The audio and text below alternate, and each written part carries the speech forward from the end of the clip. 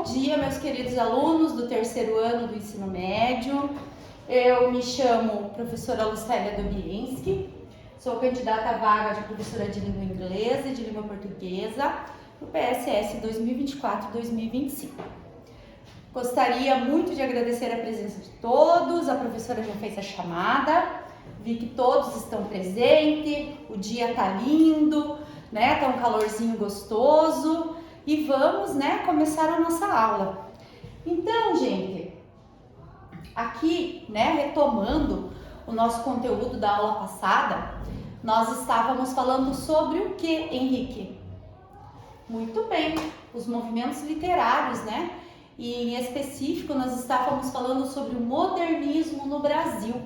Então é um assunto assim ainda muito importante. Nos dias de hoje ainda a gente vive o modernismo e o modernismo ele trouxe uma herança muito grande, como a professora já havia falado para vocês na aula passada, né?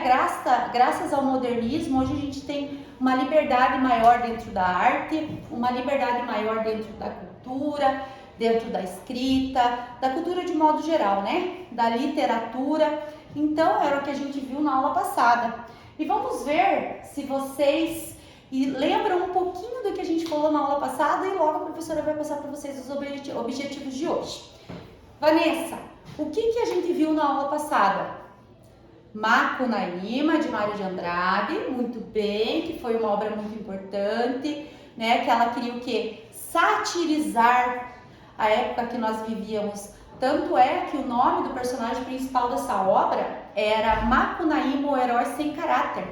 Por quê? Porque ele não tinha uma característica própria, ele não tinha uma característica pessoal. Quando Mário de Andrade escreveu essa obra, ele quis colocar um pouquinho de cada brasileiro dentro dela, então criou o Macunaíma. Como a gente viu, né, Raul? A gente viu que o quê? Que ele era malandro, ao mesmo tempo ele era inocente, ao mesmo tempo ele tinha inveja, ao mesmo tempo ele tinha alegria. Então, assim, é um personagem que engloba várias partículas, né, da nossa sociedade. E nosso objetivo da aula de hoje nós vamos falar sobre o segundo momento do modernismo no Brasil. Nós temos aqui a obra Vidas Secas, de Graciliano Ramos, né? Então, um dos principais objetivos é conhecer o fragmento da obra Vidas Secas, comparando a realidade citada nas narrativas com a dos dias atuais. Vocês vão perceber, gente, que o que nós vivemos hoje, né, e o que eles vivenciavam em 1922, lá na Semana da Arte Moderna, que a gente já viu isso na aula passada, ainda é muito presente, ainda é muito real. Então, isso aqui, né, o que nós vamos ver vai ser uma coisa muito interessante, muito legal, e a gente vai fazer uma comparaçãozinha no final da aula. Vamos também aprofundar o conhecimento sobre o modernismo brasileiro em suas fases, ok, gente?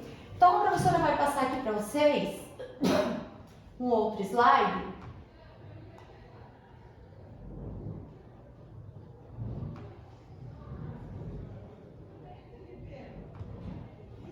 Né, para a gente relembrar lá o conteúdo da aula passada. Então, na aula passada a gente viu o quê? Que o marco do modernismo brasileiro foi a Semana da Arte Moderna de 1922. Aqui nós temos grandes escritores, pintores, temos Tarsila do Amaral, Elisa Malfatti, Oswald de Andrade, Mário de Andrade, Manuel Bandeira, né? Como a gente já falou de todos eles na aula passada. Desculpa.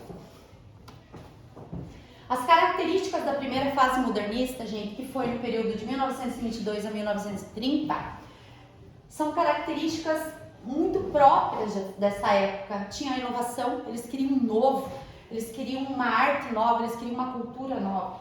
O nacionalismo, crítica social, uso do versos livres, que foi o que aconteceu lá com Manuel Bandeira, quando ele trouxe o poema Os Sapos para dentro da Semana da Arte Moderna. Os autores parnasianistas, né, que foram no período anterior, então para eles aquilo foi um grande escândalo, trazer um poema Os Sapos, onde o que ele escrevia remetia ao coachar dos sapos, né?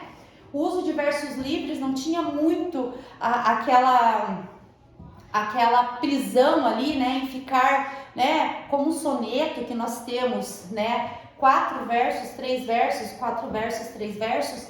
Nessa época que os versos eram livres, eles não tinham essa métrica exagerada.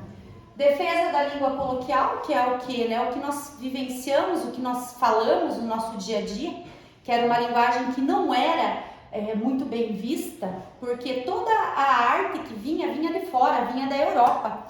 Lembra disso? Lembra, Mário, o que a gente falou lá na aula passada? Isso aí. Olha, ó, tô gostando de ver, gente. Todo mundo lembrando da aula passada. E a ironia, né, que está presente dentro da onde? Da obra Macunaíma, que a professora acabou de falar para vocês. Já, gente, a segunda fase do modernismo, ela vai de 1930 a 1945, que também traz uma revolução muito grande, né? Também as características são praticamente as mesmas. Regionalismo, nacionalismo, realidade social. Então, eles faziam o quê? Eles denunciavam a pobreza, eles denunciavam a miséria. Tanto é que nessa obra de Graciliano Ramos que a gente vai ver hoje, o Fabiano, que é o personagem principal da obra, ele pegou a sua família, pegou os seus filhos, abandonou tudo que tinha e foi embora, né, à procura de uma nova realidade, em busca de melhores condições de vida. Chegando, né, ele foi pelejando com a sua família, ele não conseguiu encontrar essa nova, melhor condição de vida. Então, o que é? O Graciliano Ramos, ele estava denunciando o que acontece até hoje.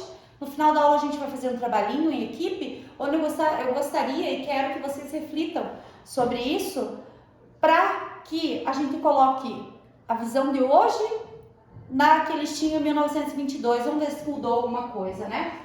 Aqui de novo, ó, a linguagem coloquial, né? Então, tudo muito parecido, primeira e segunda fase.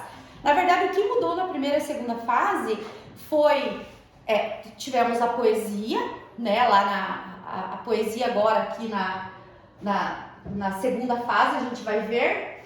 E lá na primeira fase a poesia, ela era influente, mas não era tanto, a gente tinha mais a prosa. E aqui, né, desde 1922 até hoje, em 2024, né, então quem é bom de matemática aí, quantos anos que dá? Então ainda permanece nos dias atuais, que foi toda essa revolução que nós tivemos dentro da literatura brasileira. Temos aqui, gente, a principal obra, Vidas Secas, de Graciliano Ramos. Ele escreveu em 1938. Olha que a segunda fase, né, foi de 1930 a 1945. Essa obra, ela foi escrita em 1938.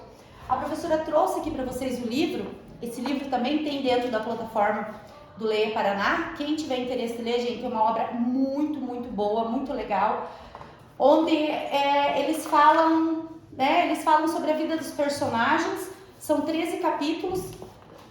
O primeiro fala sobre a mudança, quando o Fabiano pega toda a sua família e leva para um outro lugar em busca de novas condições.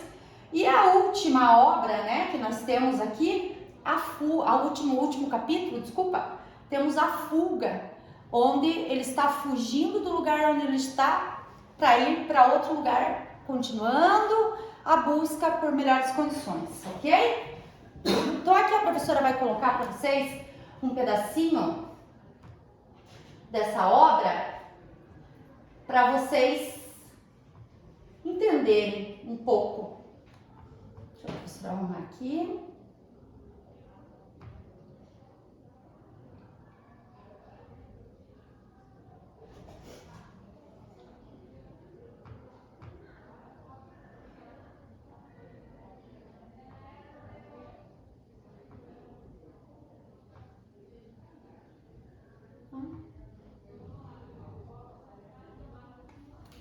Então a gente tem aqui Fabiano, né, com a sua esposa, seus 2 filhos e o cachorrinho baleia e o papagaio. O papagaio também faz parte da história, gente. Só que o que aconteceu? O Fabiano, para poder dar de comer, poder dar o sustento para a família, o que ele fez? Ele matou o papagaio para poder comer. Então veja, são pessoas simples, né? Pessoas como nós conhecemos, no nosso dia a dia, né? O ar, o semblante de tristeza. Então aqui nós temos o sertão, que a linguagem é muito apropriada, né? A linguagem, se vocês forem ver aqui no livro, a linguagem é muito apropriada, uma linguagem coloquial que representa, né, a vida desse povo sofrido. Então aqui, se a gente, né, A hora que vocês tiverem vontade e curiosidade, vocês podem assistir em casa esse vídeo, é muito legal, gente. E aqui, dando continuidade,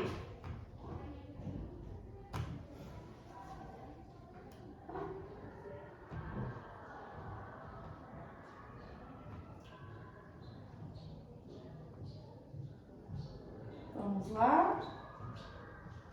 Então aqui a obra, né, que mostra ali toda essa tristeza, olha a cara dos filhos, o menino mais velho, o menino mais novo, como a professora falou para vocês, que eles não tinham um nome específico porque representa todas as pessoas, né?